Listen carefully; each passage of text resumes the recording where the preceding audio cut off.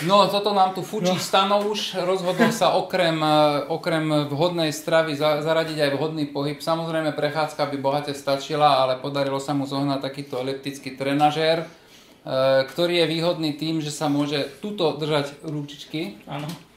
Tým sa rozhýbe celé telo, o to účinnejší vlastne je ten tréning. Zatiaľ môžeme ako robiť fóriky, potom sa môžeme pozrieť aj na techniku s nejakým trénerom. Áno. Takže týmto spôsobom by si mohol páliť kalórie, ako sa tomu nadáva. V skutočnosti tam nepôjde až tak o pálenie kalórií, ako skôr o nejakú kondíciu, srdiečko a podobné záležitosti. Ja by som odporúčil tých... Koľko?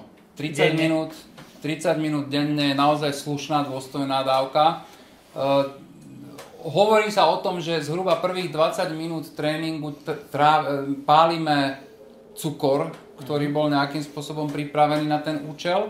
Ak ďalej pokračuje v tej správnej tepovej frekvencii ten pohyb, potom sa začne pripájať už pomaly viac aj ten tuk ako zdroj energie a vlastne po tej 20. minúte utrpenia už začína konečne to, čo sme chceli, že sa už míňa aj ten tuk z brucha, to je to, čo chceme dostať preč. Dobre. A tretia vec je, vidím, že tu robíš také, akože to je veľmi ťažké, to nesmie byť veľmi ťažké. Asi si to vieš zapnúť na rôzne intenzity a chod na to čo najľahšie tempo a radšej svižne a ľahko, ako ťažko a pomaly. Lebo tam ide o to, aby ten pohyb bol ľahký, aerobný, vtedy sa má šancu vďaka tomu kyslíku ten tuk z toho tela nejakým spôsobom dostávať. Ako sa ti ide? Dobre, zatiaľ môžem rozprávať aj dýchať, takže super.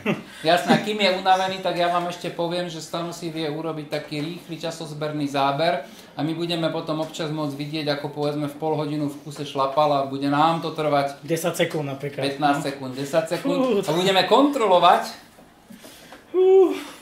čo, ako. Tak, takže ideme na to.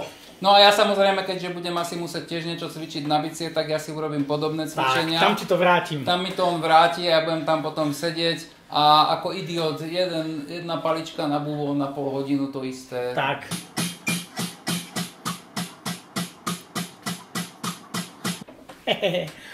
A bude sa mi posmievať, čo? Áno, áno. Dostaneš aj ty.